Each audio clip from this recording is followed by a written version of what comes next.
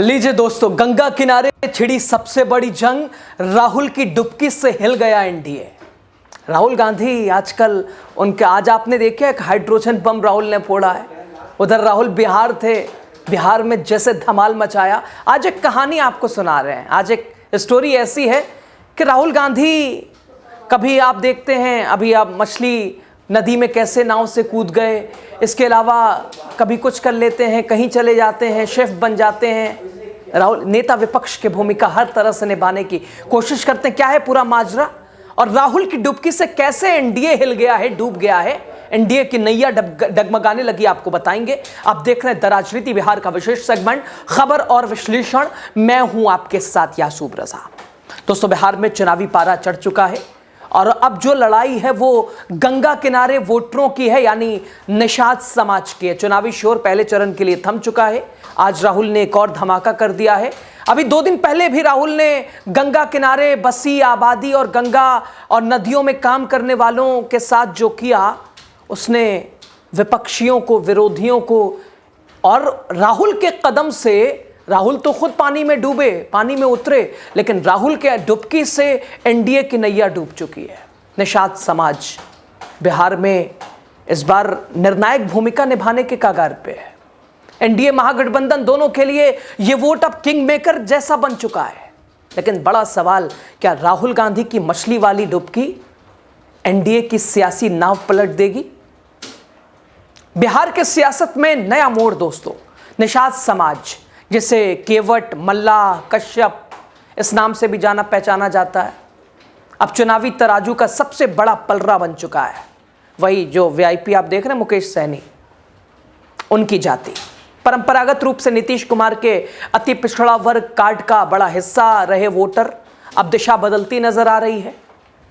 और ऐसे anti incumbency ने तो सभी को परेशान कर ही दिया है। सत्ता विरोधी लहर चल रही है और ऐसे में राहुल गांधी की भूमिका, राहुल गांधी का कदम, राहुल गांधी का अलग तरह का अंदाज सब पे भारी है। बेगूसराय के तालाब में राहुल गांधी की डुबकी सिर्फ मछली पकड़ने की रस नहीं थी, ये राजनीतिक प्रतीक की एक तस्वीर थी। वो संदेश था कि निषाद समाज अब बदलाव चाहता है। एनडीए के लिए वही समाज जिसने 2020 में 22 सीटों में से 14 पर जीत का रास्ता आसान बनाया। 10,000 से ज़्यादा निषाद मतदाता वाली इन सीटों पर, जिनमें मीनपुर, औराई, बचहा, कुरहानी, साहिबगंज, मुजफ्फरपुर शहर जैसी ये अहम विधानसभा सीटें शामिल हैं। पिछली बार वीआईपी के ये मुकेश सहनी एनडीए के साथ थे, समीकरण अलग थे। इस बार राहुल के साथ डुबकी वो भी मार रहे हैं और इसलिए बीजेपी की डुबकी को डुबा के रख दिया है। खैर दोस्तों, इस बार सियासी हवा बदलती दिखी है। मुकेश सहनी की पार्टी वीआईपी अब महागठबंधन के साथ है। राहुल गांधी के साथ तालाब में उतरने का प्रतीक ये था कि निषाद समाज की लड़ाई अब दिल्ली के मंच तक पहुंच गई है, जहां एनडीए की कोशिश है पुराने समीकरण बचाने की, नीतीश कुमार का फॉर्मूला अपनाने की।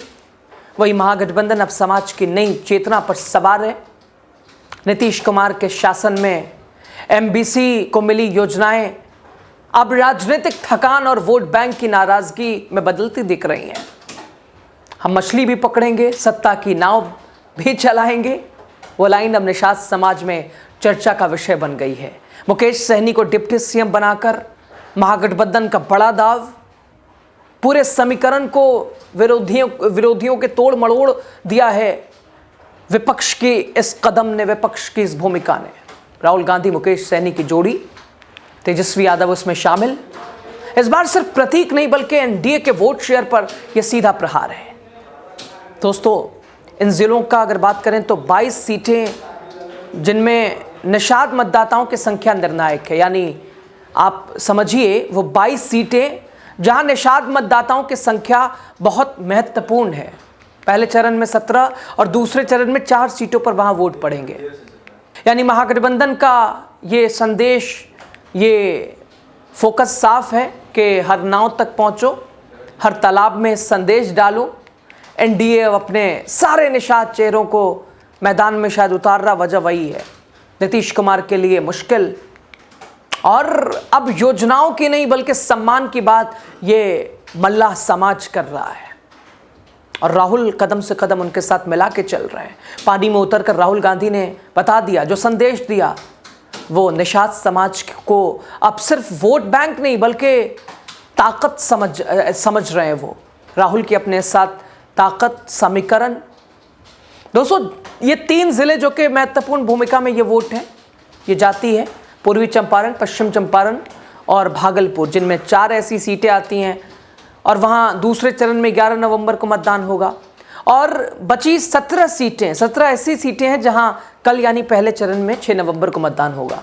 निषाद मतदाताओं को लुभाने के लिए महागठबंधन की बेचैनी। कांग्रेस नेता राहुल गांधी की वीआईपी प्रमुख मुकेश सहनी के साथ बेगूसराय ज़िले के एक तालाब में मछली पकड़ने के कार्यक्रम में भाग लेने के लिए डुबकी लगाने की ये तमाम चीज़ें, ये गतिविधियाँ।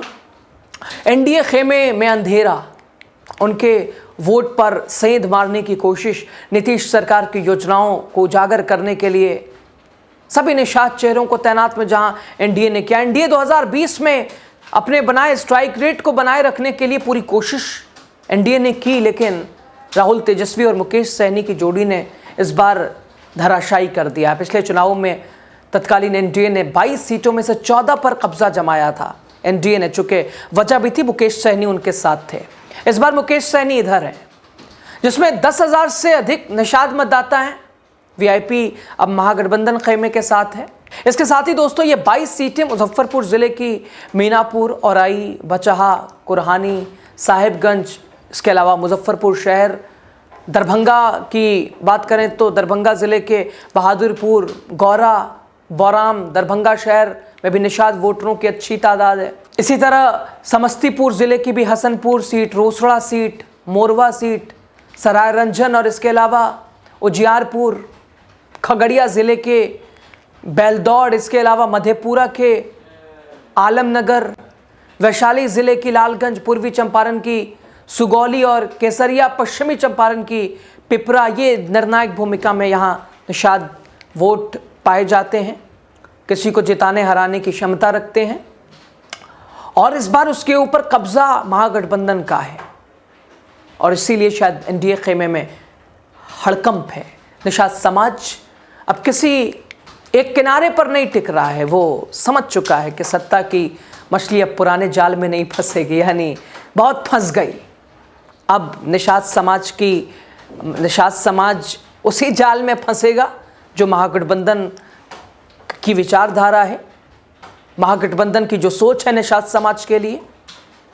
और जिस तरह से मुकेश सहनी का नाम भी डिप्टी सीएम के लिए महागठबंधन ने रखा, वो भी कारगर साबित हुआ है। नीतीश कुमार की नाव अब पहले जैसी दिखाई नहीं दे रही है, स्थिर नहीं है, डगमगा रही है। भाजपा के लिए ये समाज फिसलता दिख रहा है। गंगा किनारे के इन वोटरों ने बिहार की राजनीति को हमेशा नया मोड़ दिया है। देखना होगा इस बार कौन सी नाव किनारे लगेगी, राहुल की डुबकी का असर कितना पड़ेगा, एनडीए को कैसे ले डूबेगा, कैसे एनडीए की नाव डगमगाएगी। आप क्या समझते हैं, निषाद समाज की भूमिका कितनी रहेगी बिहार चुनाव में? आप क्या लगता है, आपको क्या समझ आता है, ज़रूर कमेंट के जरिए बताइएगा। लास्ट तक आप बने रहे, आपका शुक्रिया।